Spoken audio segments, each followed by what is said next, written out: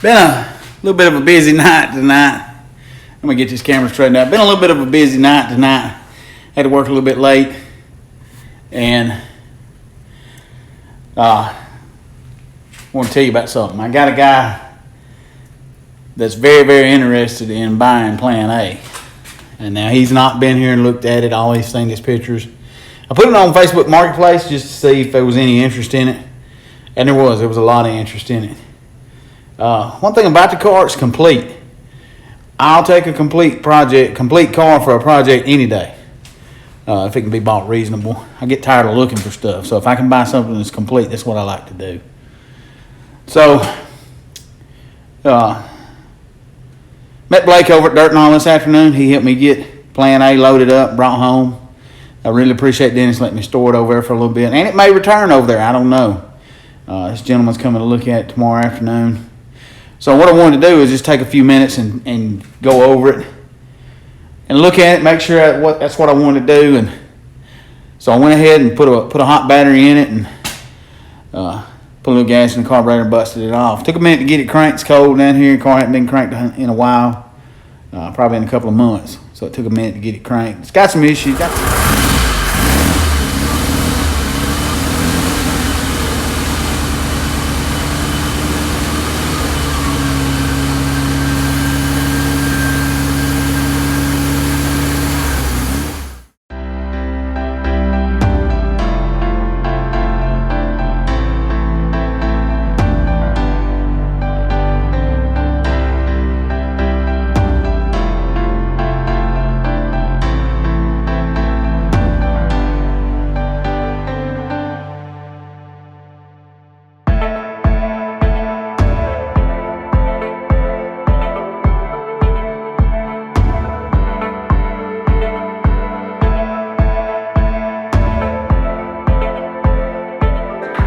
One of my favorite things to do is bring these old cars home, whether it's a Volkswagen or an old Ford or a truck or whatever, and just dig into it. See what somebody's left in the glove compartment or left in the floorboard, under the seats or whatever, and take a few minutes and pressure wash them and just see what I got. If you want to know about a car, give it a bath, wash it, rub on it, see where the dents are.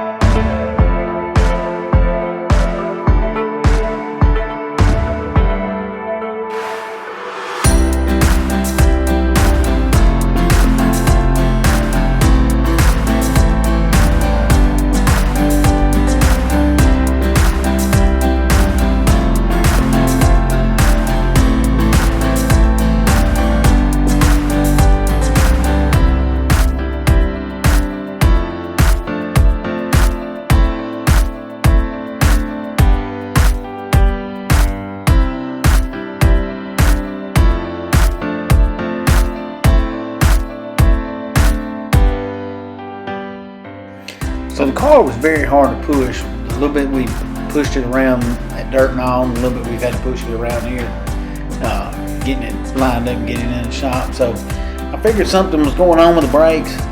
When I first jacked it up, the driver's side rear wheel wouldn't roll at all. So you see me having a little trouble here getting the hub off. Once I got it off, I was able to back off on the adjusters, and that seemed to free it up. I don't know if it just been setting up and the brake shoe stuck or what, or maybe somebody just had them too tight. I've seen that before, but we got it fixed. So now if we need to move the car around, we can. But as long as it's sitting in my shop, I'll probably get it where it's running and driving. I don't like pushing them. I get tired of pushing things around. So.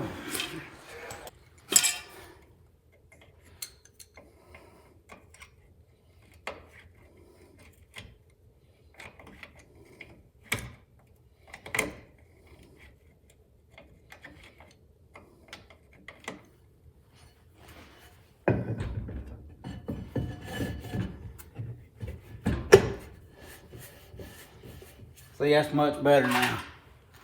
I believe it just had it too tight. We'll know more about it when we go to working on the brakes.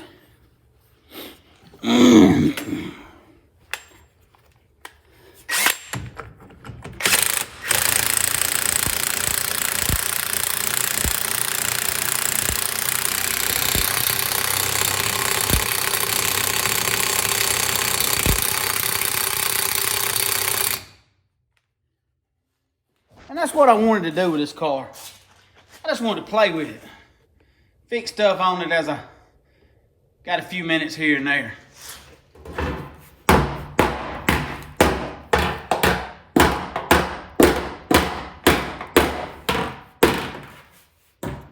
Today's Christmas Eve. I'm down here in the shop trying to get a little bit done. Just kind of piddling. It's really, really cold here. It's really cold here in Central Alabama. We're not used to this. You people that love this cold weather, y'all can have it. I don't care much for it. So, just been down here for a little while. Should have been working on Steven's car, Shane's truck, but I kind of been piddling with my own projects. Like I said, didn't have very long to work on stuff. I got a couple of Christmas parties I got to go to tonight.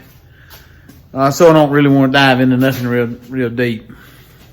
But I want to tell you what I've been doing. Last couple of nights I've been down here just evaluating plan A. Man, I like this car. This car's solid. This car's got good bones. Did a couple of things to it. A couple of things really makes a difference sometimes. It's the simple things. Things that kind of got neglected. So just hang in here. I'll show you what I've done today. So if you look right here, 70 model Volkswagen Beetle had a generator. Well, somebody's changed this out. They may have changed the engine out. I don't know. I hadn't run the numbers. But this car's got an alternator on it. And it's an original Volkswagen alternator with an external regulator. So they didn't really have it all hooked up. It just looked rough. I can't stand that. Wiring's a big thing to me. First of all, it's got to be wired up correctly. Second of all, it's got to be wired up neatly. No pinch points, nothing where it can get skin up or bare or arc out or whatever. So, I got it wired up correctly now. I hadn't finished it. I got to do the inside. But didn't want to dive into it too much because I don't even know if this alternator is any good or this regulator is any good.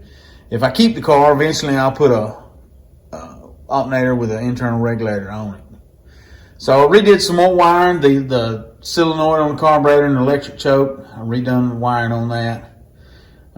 Redone the fuel line. Something I want you to understand here. These are metric cars. These are German cars. Everything on is metric.